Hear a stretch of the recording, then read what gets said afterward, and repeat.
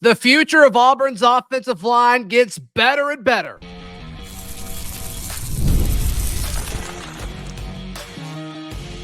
You are Locked On Auburn, your daily podcast on the Auburn Tigers. Part of the Locked On Podcast Network, your team every day.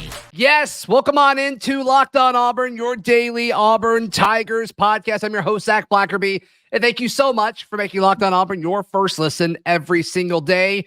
It's Monday. That means we are joined by Lindsay Crosby, writer over at auburndaily.com and several other places. Lindsay, we're going to talk about a college football expert that makes me think, are we a little high on Auburn? And he also put out some interesting pieces to his projected depth chart for the Tigers. I want to pontificate and speculate our thoughts on that. But the big news from this weekend, Auburn lands the commitment from Jacobe Ward, the Savannah, Georgia native. And he's listed a 3-star across the board, but nobody's buying that. Anybody who knows anything about Jacobe Ward and has watched any of his tape and looked at anything that he's capable of doing, they're not buying it. They're not buying it, and that's why the excitement is real. But Lindsay, when you look at this class now that has 5 offensive linemen committed to it, I think Auburn's going to feel really, really good about this class. The future of Auburn's offensive line room now, assuming they land just these 5 guys, and there's more that they could even add, but we're not even going to talk about that today. We're not even going to talk about the fact that there are guys that also could be joining this class. But the future of Auburn's offensive line over the next 2, 3, 4 seasons is starting to come into shape. Yeah, and let's to your first point about don't worry about the class rating or the player rating for Ward. He had offers from everybody that matters, right? Alabama, LSU, the entire SEC practically, schools that are known for offensive linemen, Boston College, Minnesota, like all these different places. So don't let the fact it's a 3-star feel like we got, a bag of goods or something here. This was a good commitment. This is big simply because, and I'm trying to think about the macro sense and in the money sense, right? Every single off season that Hugh Freeze has been here, we have had to go out and get multiple offensive linemen out of the portal. Now, NIL is obviously a thing. We don't know what Auburn is having to spend to get those players, but if you can develop offensive linemen out of high school, which is not something this program has done in a while. If you can do that, then that is a cheaper method to get quality production on your team than having to go out and get a guy in the portal. It's like a team promoting from within on a draft pick versus having to go sign a guy in free agency. Is exactly what risk. The collation is. Yeah, you know exactly what the fit is. So Ty Buster, Jacobe Ward, the interior guys, and your offensive tackles are Broderick Scholl, Tavares Dice, and Spencer Dowling. But you just look at the future of this group. And so after this season, Percy Lewis will be gone. Dylan Wade will be gone. You're already starting. We'll see what happens with Xavier Miller. Xavier Miller's probably gone for the sake of this conversation. Probably. But you're already starting with Jeremiah Wright, who has another year left of eligibility. And you've got Connor Liu. Mm-hmm. And you've got Connor Liu. So, that's a great starting point already. And you've already seen what they've done and how they talk about offensive tackle Tyler Johnson, who might be your left guy, or I do think they're going to have to get a portal tackle, unless Tyler Johnson and then the JUCO that you just brought in, Seth Wilfred, maybe they turn the corner. Maybe Favor Edwin is ready a year earlier than they expect, and you can start him as a redshirt freshman, true sophomore, depending on how much he plays. The interior with these guys, with Dylan Cinda or Tate Johnson as a backup guy, I believe he's got another year left of eligibility as well. Mm-hmm. DeAndre Carter should be ready to go as a true sophomore, or redshirt freshman, depending on how much he plays. And then obviously these 5 guys that'll be true freshmen next season. It's just the depth is already starting to work itself out. I don't think you're fully out of the woods yet as far as not needing to add a portal guy. I still think they're going to have to add a portal tackle after this season is over. But you can see the path of what they're trying to get to here.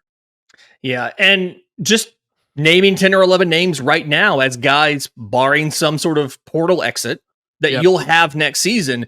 That's a position we haven't been able to be in a while. And I believe in Hugh Freeze's first offseason, we were looking at maybe 5 or 6 scholarship offensive linemen when the offseason started.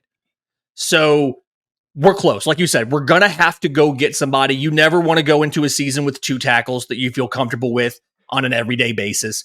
So even if everything works out with both Wilfred and Johnson, I'm sorry, and Tyler Johnson, not Tate Johnson, you're going to want a third guy, but you're starting from a much better foundation than you've had in the past. And the joke is, I didn't realize you were allowed to recruit high school tackles because we haven't done that forever. I do like the fact, from a talent distribution perspective, I do like the fact you have more tackles than interior guys, because it is something, the equivalent here is having a bunch of shortstops and center fielders in baseball. It is really easy to move a tackle in. It is a lot harder to move a guard out to tackle because of the physical requirements that they need to have as far as the wingspan, the frame, things like that. So yeah, and that's the Gus Malzahn era in a nutshell, is having to settle on guys that you put at offensive tackle, which is very important as edge rushers and pass rushers get more and more skilled every single year in this league. You need tackles that have the size and athleticism. The issue is there's just not a whole lot of those guys, but now Auburn is starting to get those guys. They've got 2 of them this year with Percy and Xavier Miller. So they've got guys coming in. The staff feels really good about Favor Edwin. They really like Tyler Johnson, and I can't wait to see how Seth Wilfred evolves as a player as well. So it's just it's a fun and unique situation that you can kind of see, okay, for the next 2 to 3 to 4 years, Auburn is going to be able to play guys on the offensive line that they recruited out of the high school level. And that's just, it's new. It's new. And what we're saying is so simple. And some people are rolling their eyes at this. It was like, well, yeah, that's the goal. It's been the goal for a long time, and we haven't been able to do it. Yeah. And I mean, and that just shows, and this is going to come up in a little bit in the next segment. The situation Hugh Freeze took over was so bad. It was so bad. I mean, you mentioned the lack of scholarship offensive linemen when he took over. And the fact of the matter, they've been able to do all of this in such a short amount of time, a year and a half. He hasn't even started his second season yet.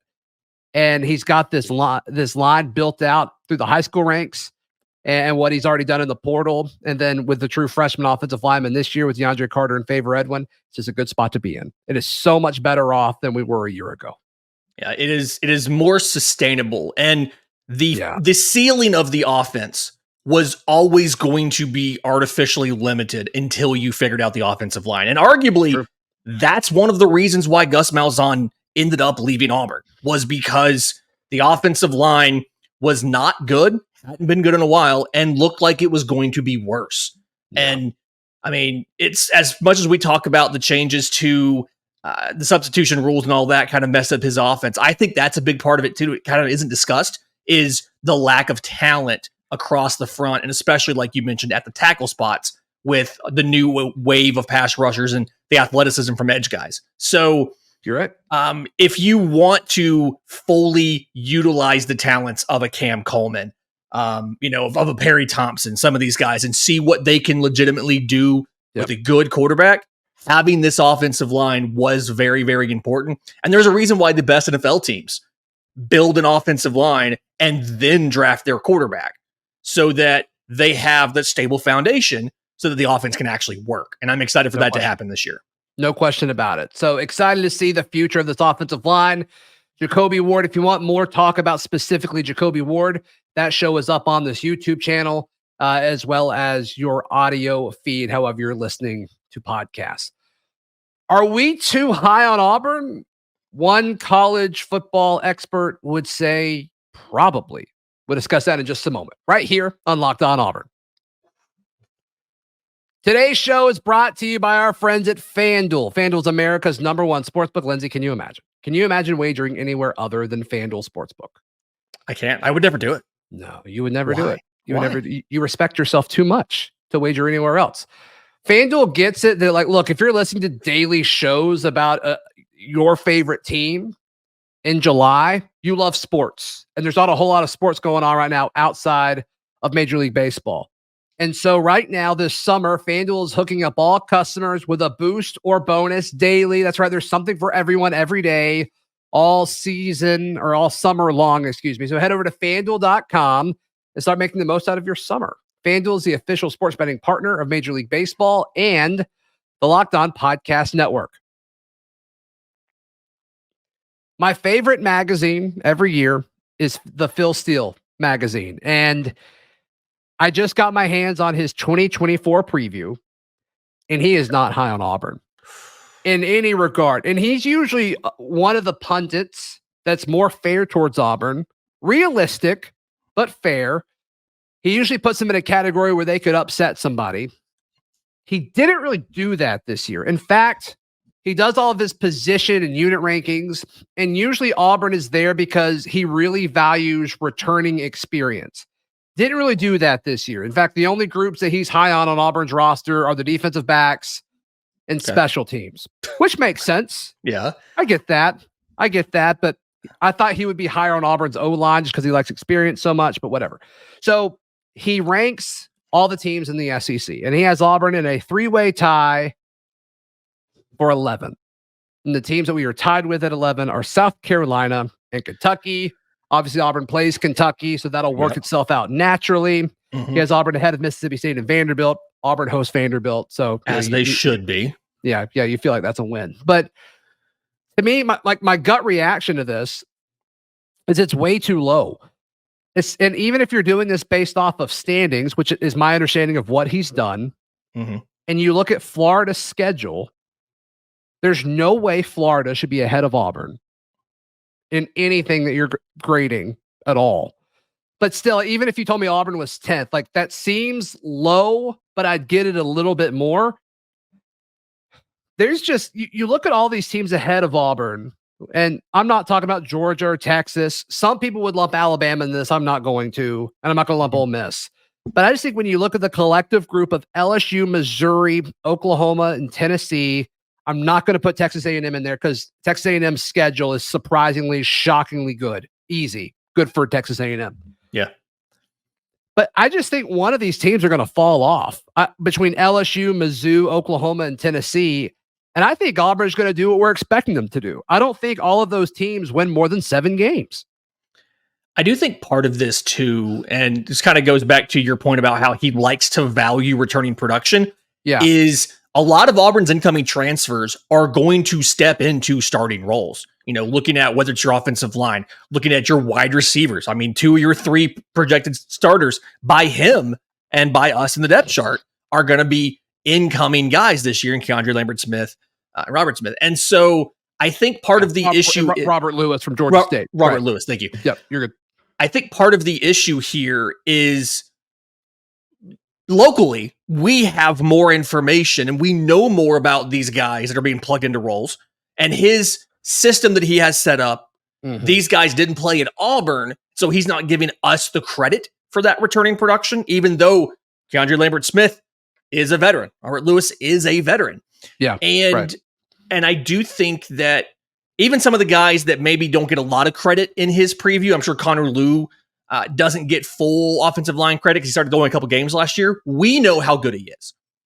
And so I think this is another example. I've made this point a lot when I talk about how much we appreciate this show and what you do for Auburn athletics is the local perspective understands the nuances of what's going on with the sport better than the national perspective. And so it's completely defensible for Phil Steele to feel the way that he does. But like you, I think, and I have good faith and reason to believe it's just too low on Auburn for the mitigating factors that we know about that he might not know about.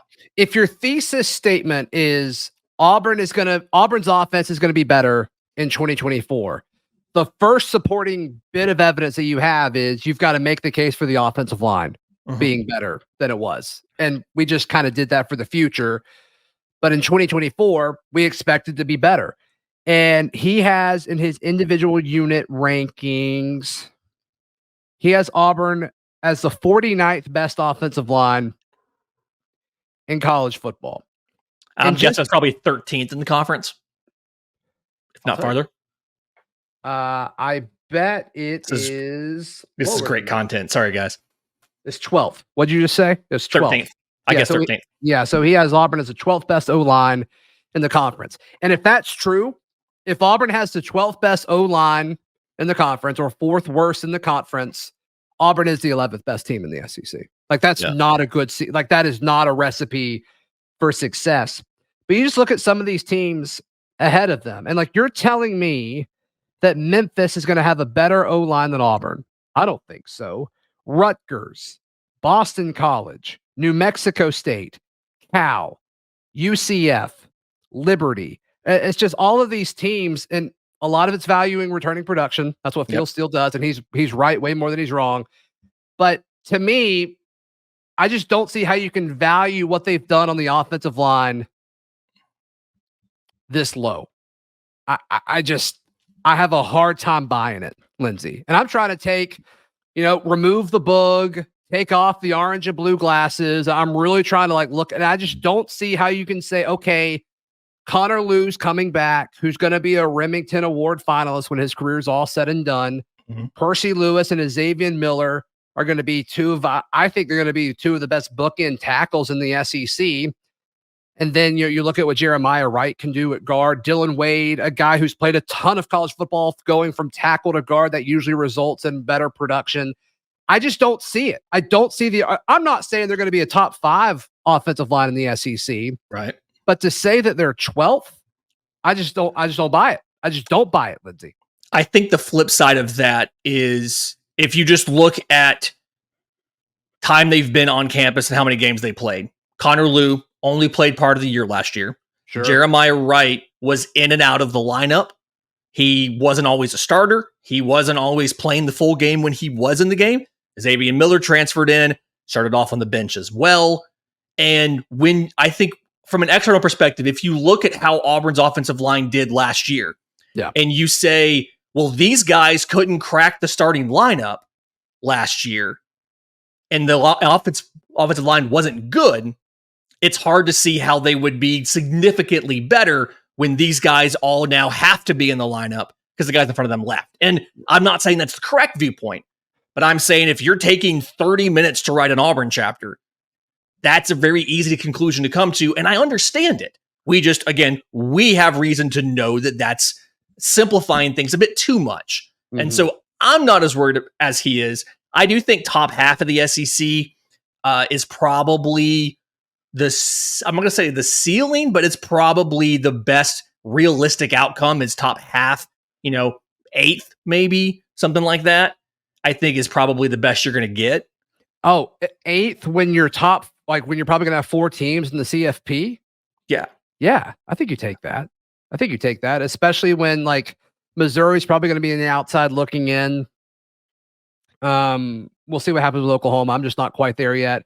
Really not quite there yet with LSU either. But and he talks about this earlier. LSU is a team he's really high on. That didn't really impact Auburn because they don't play LSU, but still, that makes sense why they ranked LSU as high as he did. But yeah, so jump from a tier to a tier to go from your 12th, 13th to go to 8th. I feel like that's significant overperformance, and that's going to help us live up to the record we think we're going to have versus what he thinks we're going to have. Yeah, and if you beat Kentucky on the road and Texas A&M at home, and then Arkansas and Vandy, which we're all predicting Auburn wins, I think that does that. I think that puts you in that situation. So we'll see. I was just kind of blown away by how low the O-line was viewed in his eyes. Didn't really see that coming. So are we too high on him? I don't think so, but I understand why he feels that way, as you noted. He also did a few things differently than what we've been discussing from a depth chart point of view. I want to discuss that in just a moment, right here on Locked On Auburn. Something to keep in mind when we're talking about Phil Steele's projected starting lineups for the Auburn Tigers is he talks to all these coaches. So whenever there's somebody that's higher up in this depth chart, it kind of sets off a flag of what made him do that? And so he typically goes over this with all the coaches. So also want to add the caveat, he had Robbie Ashford starting at quarterback in his magazine last year, if I remember correctly. So let's just kind of keep, context here. He did a little bit, but yeah. Okay. He did technically start. Was it Ole Miss where he started? I think so. Yeah. All right. So the 3 starting receivers were Cam Coleman, Keandre Lambert-Smith, and Robert Lewis. I guess like there's been talk about that other outside wide receiver spot with KLS because like, okay, is that going to be, you know, a Camden Brown or is that going to be a Perry Thompson? But KLS makes sense there. So Yeah. I think the fact that those are your three guys, that's what we've been saying here fairly consistently. Mhm. It lines up. Now, like who starts in the Iron Bowl? If I had to guess, I would guess Perry Thompson starts in the Iron Bowl or towards the end of the season. I think that's going to be part of it. But to start the season, Keandre Lambert-Smith is probably on the field. I think it'd be fun to have the first play of the Iron Bowl be every recruit you flip from Alabama. Just at the same time. I think that'd be hilarious just to do it. Just for us, you know. That'd be fun. Kind of like how a lot of schools do like that ceremonial first thing, you know. Michigan doing the wishbone on the one play or whatever. I think we just have every recruit who has flipped or beaten Alabama on the field at the same time would be awesome. That would be awesome. That would be awesome. The offensive line's the same as we've talked about. Obviously, Rivaldo's a starter. Yep. Defense is where there's some differences, and I think it's worth noting. And I think they all make sense. Just some of them we haven't really talked about lately. So Isaiah Rakes, the transfer from Texas A&M, he has him starting at nose over Jason Jones. Okay. I've seen that other places too, so that's not coming out of left field, but worth noting. I think there's going to be 6 or 7 defensive linemen that play so much all around the same thing with their rotations. Yeah. Where that may not matter, but practically co-starters. Yeah. So, and Jason said that on the show as well, that he thinks they're all going to play a bunch. He's got Philip Bleedy starting at the 3, which makes sense. Yeah. Next to Eugene Asante at linebacker, Dory Maiusi, the transfer from Duke. Most people Austin Keys. Yeah. Most people are putting Austin Keys there typically. I think on the one that I wrote for Athlon, I put Austin Keys as the other starter. So take that for what it's worth. We all think that all 3 of those guys are going to play a lot. It's just, once again, semantics, you know, who's going to be the starters there. He got Champ Anthony at the star. I feel pretty confident that's going to be the case. He has Keontae Scott at outside corner, which seems like that's going to happen the closer and closer we get to the season. The other corner is Kayan Lee, which makes sense. Then the other safety is Sylvester Smith. There's been a lot of talk about, is that going to be Wooden? Is that going to be Laquan Robinson? This show has been extremely high on Sylvester Smith. In fact, going into the offseason, I said Sylvester Smith had a real chance to be the winner of the offseason. This is kind of strengthening that case. But I think when it's said and done, Sylvester Smith is the starting safety. This adds to that. So real quick on that, if there's one person I'm going to believe when it comes to Auburn defensive backs, it's Zach Blackerby himself. Because you've nailed all of these. You've nailed every single one of these defensive backs.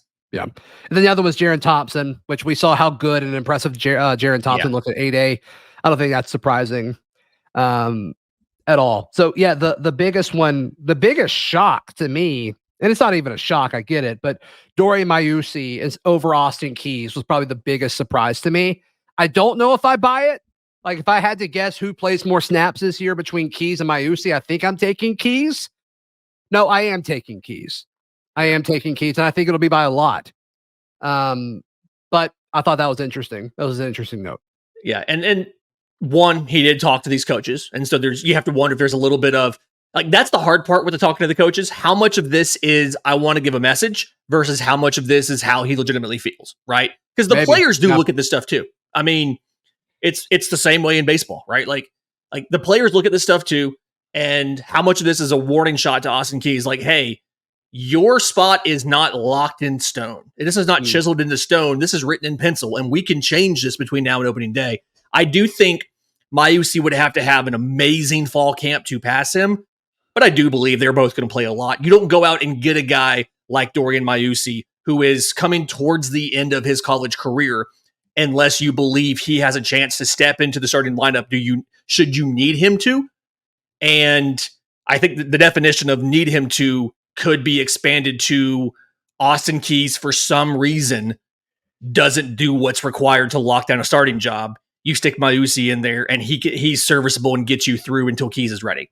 I'm not saying that's what's going on, but I do think that's interesting. Either way, they're going to play a bunch. As far as next to Asante, we do feel Asante is going to be the guy in the linebacking core, but Keys and Maiusi will play a lot next to him. Some depth notes. He has Zacchaeus Walker backing up Keldrick Falk at defensive end over Amaris Williams. Okay. I don't know if I'm buying that either, but worth noting for sure. And once again, like maybe that's true the first month of the season, but if Williams doesn't hop Walker by the end of it, we have an issue.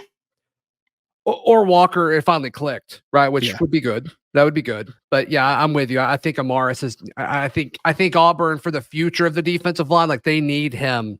They need him to come along for next season. And it does feel like Walker is a little bit of an interesting physical profile to be a defensive end. I mean, I know Falk is a huge guy as well, but Falk is more of a genetic freak kind of thing. It looks different. I mean, it looks different between the two of them. They don't carry that weight the same way. And so I do think it's a little bit surprising.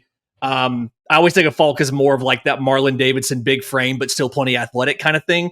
Right. Not really how I think about Walker. But again, that could just be what we've seen from him, and it hasn't clicked yet, and it could still do that. We don't know. It could. It certainly could. And it also could just be an age thing, too, where they want the upperclassmen in on those specific downs. I think that makes sense, too. So we'll see. We will see. Let us know what you think, guys, about that depth chart put together by Phil Steele. And I recommend it's at our local Books A Million now. It usually takes Books A Million like a month longer to get it. They're actually on top of it this year, so shout out to them. But yeah, it's in Tiger Town, Books A Million, if you guys want to go grab that here locally. Lindsay, how can people check out everything you've got going on?